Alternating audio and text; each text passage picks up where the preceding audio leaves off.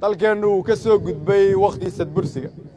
uu ka soo gudbay waqtigii dawladnimada lagu danaysan jiray waxaan joognaa waqtigii dawladda shaqadeedu ay ahayd inay shacabka u adeegto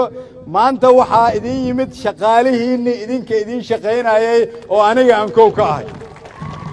waa dhagmaqalka hadalladii dhiiranaa ee xasan cali khayre ra'iisul wasaarihii hore ee Soomaaliya oo kursiga ka sii maqan wax ka badan 50 cisho kadib kalsooni kala noqoshadii baarlamaanku ku sameeyay xukuumadii uu hogaaminayay 25 Juulaay taasi oo ugu dambeyn isaga uu aqbalay saacado uun kadib soo yeeritaanka warka xilka qaadistiisa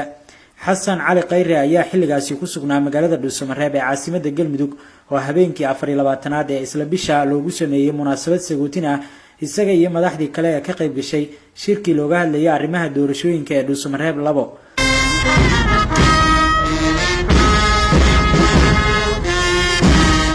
toddobaadkii ugu dambeeyay ee xilhayntiisa ayuu Khayre ka waday Dhuusamareeb abaabulka iyo diyaarinta ciidamada dawladda si loo bilaabo howlgal lagu xoreyn lahaa deegaanada ku jira gacanta al-shabaab waxa uu qorshuhu ahaa in laabashadiisa Muqdisho kadib la soo dhameystiro agabka ka dhiman ciidamada si dhaqaaq u suura galo waxay hawshaasi halkeedii ku hakatay habeenkii ugu dambeeyay muddo xileedkiisa oo xaalku si dhab isu bedelay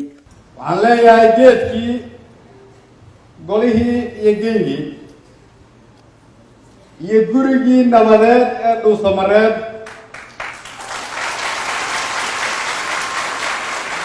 waa in la dhigaa gobol gacaltooyo oo looga shaqeeyaa in doorasho halkan lagu qabto laakiin si ay taasi ku dhacdo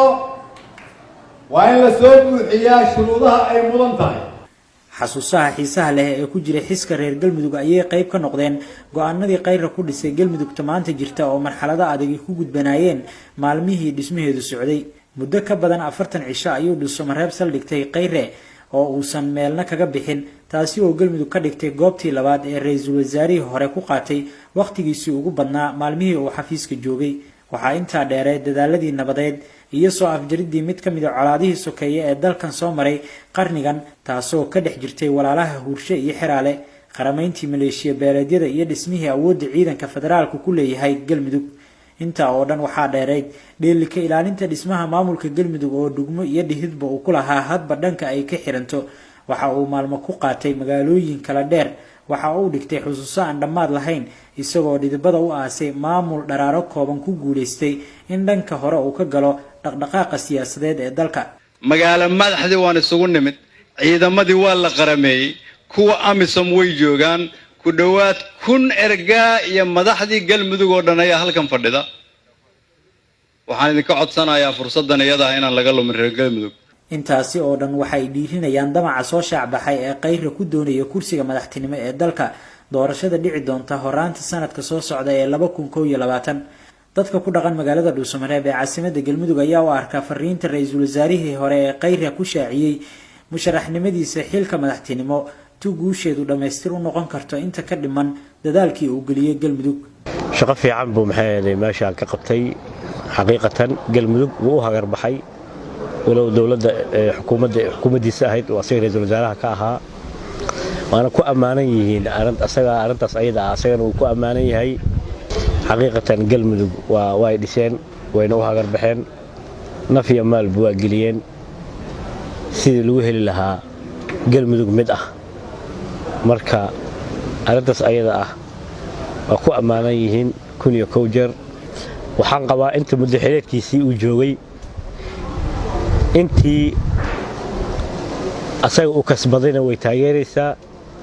waxaan leeyahay good luck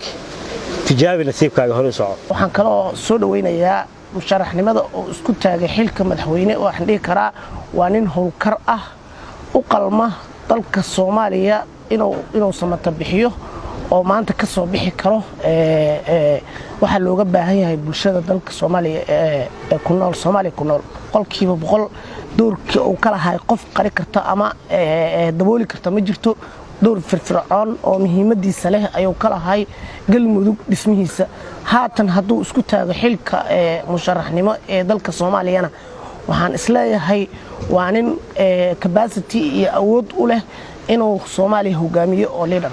xasan cali khayre ayaa 3 sano iyo bilooyin oo xafiiska joogay kaga mid noqday siyaasiyiinta ugu saameynta badan jiilkiisa maanta habsocodkiisii gacantaagiisii qosolka iyo baaq u bixinta kaamirada lahaa iyo khudbadihiisii hadba maalinba lahaa hal abuurka cusub ayay dad badani filayaan in ay dib u soo noolaan doonaan 2 bilood kadib waana loolan aad u adag oo uu la geli doono musharaxiin iyaguna aan saameyn yarayn cabdullaahi warsum rooble Somali News TV Dhuusamareeb